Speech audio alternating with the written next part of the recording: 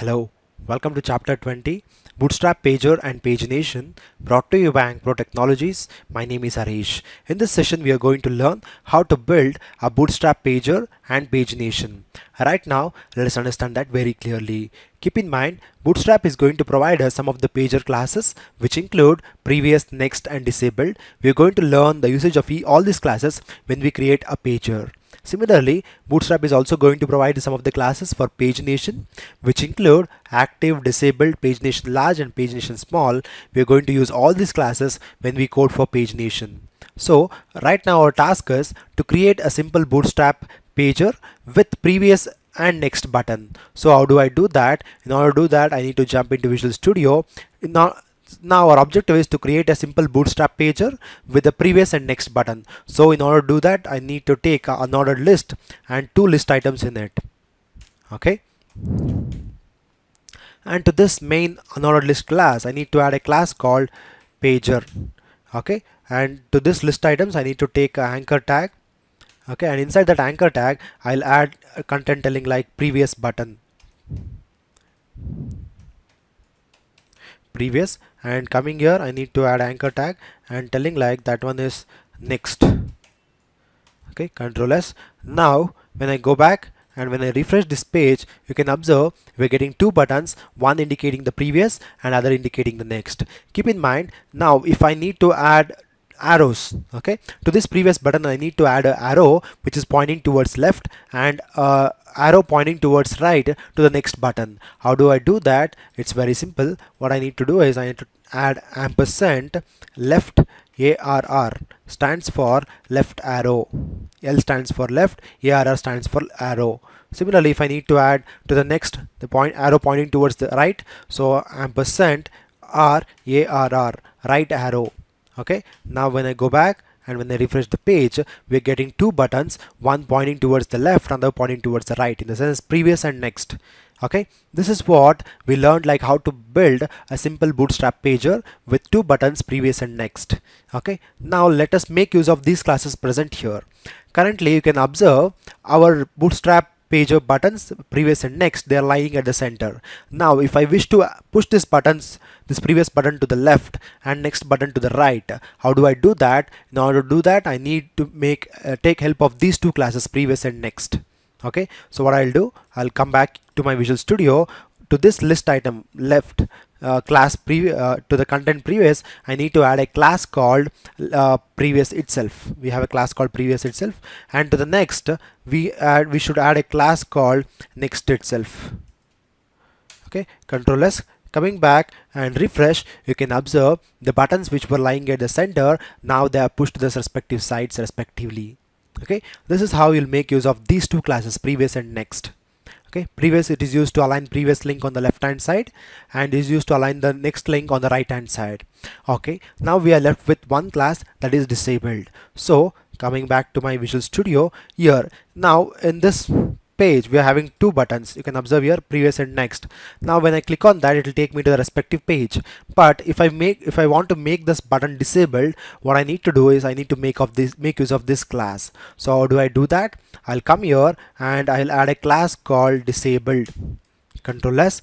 Coming back and refresh. Now when I move my mouse over on that previous button, it is showing me a stop symbol because it is disabled. But keep in mind the functionality of the anchor link, okay, present inside this list tag remains same. So you can observe when I refresh.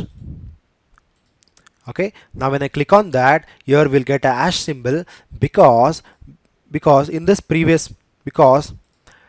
list, okay, we have an anchor tag and the anchor tag value is hash. Okay, now if this link is disabled, then it should not navigate to this address. But keep in mind, when I click on this, it still take to me the address hash. You can observe here it's taking.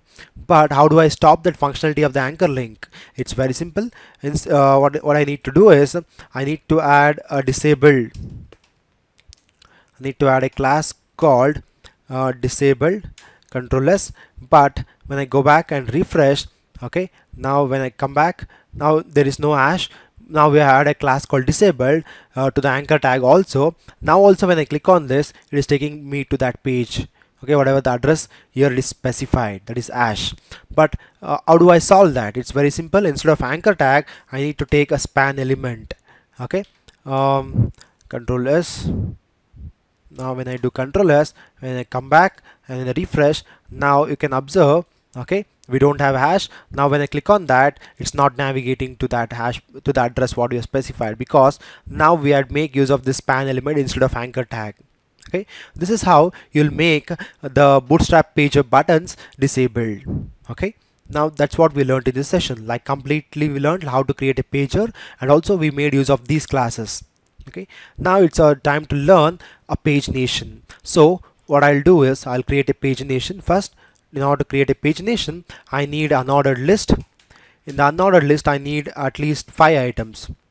Okay, 5 list items. So what I'll do is I'll control C, or let me first add a class called pagination to this UL tag. Inside this, I need to take an anchor list tag. Inside that list, I need to take an anchor tag. Okay, I'll add a content like 1. Okay, similarly, let me copy and paste. Okay, let me change the content, telling like 2, 3, 4, 5, indicate 6. Control S. Now when I go back and when I refresh the page, you can observe we are getting a pagination. Okay, Bootstrap pagination. Now what if I wish to add a arrow mark, like arrow mark indicating towards the right and arrow mark indicating towards the left? How do I do that? It's very simple. I need to take another list tag. Okay, inside that list tag I need to take an anchor tag. Now here I need to add something like ampersand LA. Okay, LAQO. Okay, similarly I need to take another one list tag.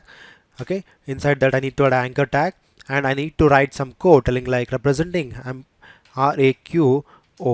Control S. When I come back, when I refresh the page, you can observe I'm getting arrow mark which is pointing towards the right side, which indicates next, and this one which is pointing towards the left side, which indicates towards the left. Okay, indicate in the sense previous page. Okay, this is how I'll create a Bootstrap pagination. It's very simple. We need to take an ordered list. To that unordered list, we need to add a class called pagination and some items, and if I need to get arrow, I need to write this piece of code. Okay, this is how we'll create a pagination. Now let us see some of the classes, Bootstrap pagination classes, which are useful. The first one is active. It indicates the current page that you are present. Okay, currently we don't know like we are on which page. When I click on that, then only I'll come to know. But how do I make the class active, which indicates the current page you are on? Okay, how do I do that? I need to do only one thing. For example, if I wish the third page to be as active page, I need to add a class active. Control S. Coming back and refresh, you can observe currently we are on the page 3, which is active. Okay, and coming back to my presentation, if I need to disable, okay, I need to add one class, that is disable class. For example, let me add to this one, class disabled. Control S. Coming back and refresh, currently you can observe this one is disabled. Okay, and coming to the second part, okay, we have something called pagination-large. It is used to create a large pagination bar, and pagination-sm, it is used to create a small pagination bar. Let me show you a clear difference of it. Now what I'll do is I'll copy this again 2 times just to compare the difference between different classes. Okay, the first one, what I'll do is I'm adding a pagination. To that I'll add pagination-large. Okay, the middle one I'll leave it like default, and the third one I'll add a pagination small. Control S. In the sense, keep in mind this pagination large and small, they are used to create a large pagination bar and a small pagination bar respectively. Now when I go back and when I refresh the page, you can observe this first pagination bar, what you are seeing, we added a class called pagination large, and this is the default and this is the small one. Okay, here is the code for that. Pagination small for the last, middle one is default, and the first one it is large, and the respective results present here. Okay, this is what we learned in this session, like how to create a Bootstrap pager and the pagination, and also some of the classes necessary for creating pager and pagination, and also we saw a beautiful demo. And finally, thank you for listening. Have a great day. Please subscribe to our YouTube channel Ankpro Training, and we can also visit our Facebook pages visiting these URLs. You can also follow us on Twitter visiting follow us on Twitter following these things. And for further references, you can refer these websites, and we're also on LinkedIn too. And last but not the least, please don't forget to give the feedback. Thank you.